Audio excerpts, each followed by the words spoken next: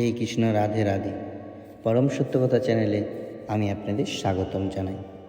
আজকে আমি আপনাদের শোনাব হনুমানজিকে কেন সিঁদুর অর্পণ করা হয়। কথাগুলো অবশ্যই মন দিয়ে শুনবেন।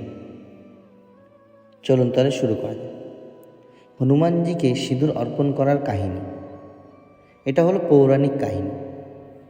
রামায়ণে একটি প্রসিদ্ধ কাহিনী আছে। জানা যায় মাতা সীতার থেকে সিঁদুর মাখার কথা জেনেছিলেন প্রথমবার হনুমানজি।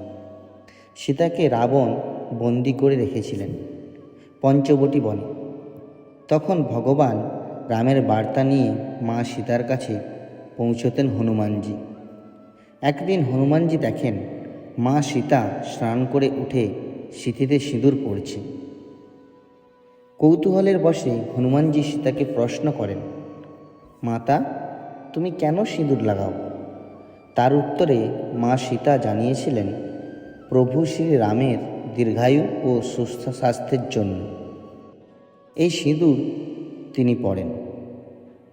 মাতা সীতার কথা শুনে হনুমানজি ভাবলেন, সামান্য সিঁদুর লাগালে প্রভু শ্রীরাম যদি দীর্ঘায়ু হন, তাহলে সারা শরীরে সিঁদুর লাগালে প্রভু শ্রীরাম অমর হয়ে যাবেন।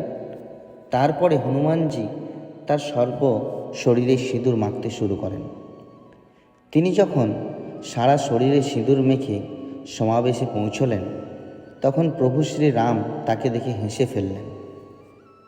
তিনি তখন বুক চিরে দেখান যে তার অন্তরে বাস করেন প্রভু রাম এবং মা সীতা। তাদের দীর্ঘ আয়ুর জন্যই হনুমানজি তার সর্ব অঙ্গে সিঁদুর মাখতে শুরু করেছিলেন। হনুমানজির এই উচ্চ ভক্তির কারণে প্রভু শ্রীরাম খুব খুশি হয়েছিলেন। কথিত আছে সেই দিন সম্ভবত মঙ্গলবার ছিল এবং প্রভু শ্রীরাম নিজের প্রতি হনুমানজির এই ভক্তি দেখে মুগ্ধ হয়ে বলেছিলেন, এখন থেকে যে হনুমানজিকে সিঁদুর অর্পণ করবে সে আমার কৃপা লাভ করবে। তখন থেকেই হনুমানজিকে সিঁদুর নিবেদনের প্রথা চালু হয়।